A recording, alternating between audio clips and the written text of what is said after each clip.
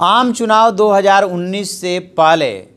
प्रधानमंत्री नरेंद्र मोदी ने सवर्णों को आरक्षण का ऐलान कर जो दांव चला है उससे विपक्ष हलकान हो रहा है। वो इसका समर्थन तो कर रहा है, समर्थन करने की उसकी मजबूरी है, लेकिन फिलहाल वो काट ढूंढने में लगा हुआ है। हम अभी बात करेंगे उस उत्तर प्रदेश की जहां पे लोकसभा की सबसे ज़्यादा 80 सीटें हैं और माना ये जा रहा था कि मध्य प्रदेश, राजस्थान, छत्तीसगढ़ के विधानसभा चुनाव में हारने के बाद यहाँ पे हालत ख़राब होगी बीजेपी की। तो अब इस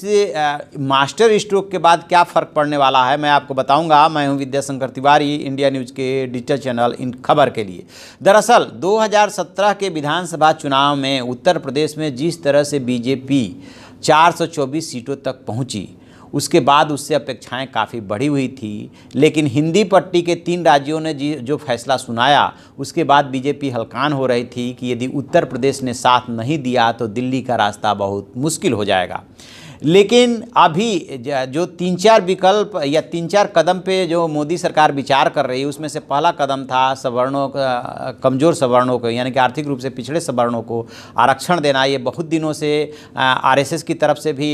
इसके लिए दबाव था और 3 राज्यों में हारने के बाद ये दबाव और ज़्यादा बढ़ गया। तो अब जो ये इन्होंने आरक्षण दिया है, हालांकि आरक्षण में अभी कई पेच है, संसद से पारित होना है, फिर कोर्ट की कसौटी पे कसा जाना है, लेकिन यदि फिलहाल मान लें कि ये प्रोसेस चलता रहेगा और उससे पॉलिटिकल इफेक्ट क्या होगा उत्तर प्रदेश में, तो उत्तर प्रदेश में जो 80 लोकसभा की सीटें हैं, माना ये जाता है कि उसमें से आधी यानी कि 40 सीटें ऐसी है जिसमें कि सवर्ण हराने और जिताने की स्थिति में है। और यदि पूरे देश भर के 543 सीटों की बात करें तो उसमें से 125 से 150 ऐसी सीटें हैं जिसमें कि सवर्ण जो है चाहे तो उस सीट पर हरा सकता है और चाहे तो जिता सकता है। यही वजह है कि किसी भी पार्टी में इतना दम नहीं है कि वो इसका खुल करके विरोध करे, चाहे विपक्षी ही क्यों ना। बेशक वो टाइमिंग को लेकर के सवाल उठा रहे हैं। तो जो उत्तर प्रदेश की सीटें हैं, यदि उस अमेठी सीट की बात करें जहां से राहुल गांधी चुनाव लड़ते हैं, तो वहीं पे बताते हैं कि लगभग जो है वहां पे ब्राह्मण जो सवर्ण वोटों की संख्या है वहीं पे 4 लाख के आसपास है, जिसमें सबसे ज़्यादा लगभग 2 लाख जो है ब्राह्मण वोट है और 1,37,000 के आसपास राजपूत है और 60,000 के आसपास जो है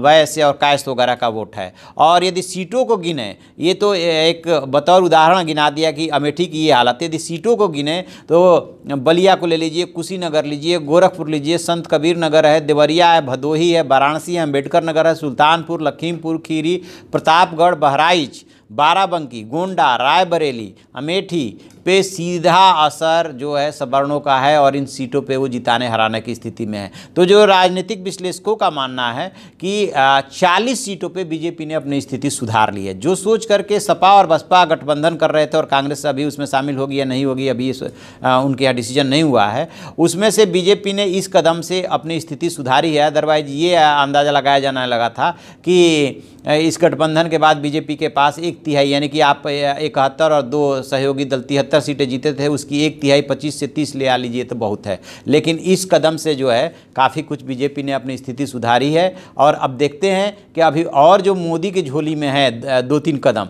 जिसमें किसानों की ऋण माफ़ी है या उनको पैसा देने की बात है, उनके खाते में पैसा ट्रांसफ़र करने की बातें हैं, बेरोजगारों के लिए UBI है, कि उन कदमों को उठाने के बाद कितना फ़र्क बढ़ता है और कितना जो है पूरे चुनाव का माहौल मोदी जी बदल देते हैं। तो ये फ़र्क पड़ा है। तो आप ऐसी खबरों के लिए देखते रहिए हमारा डिजिटल चैनल इन खबर और उसे सब्सक्राइब कीजिए।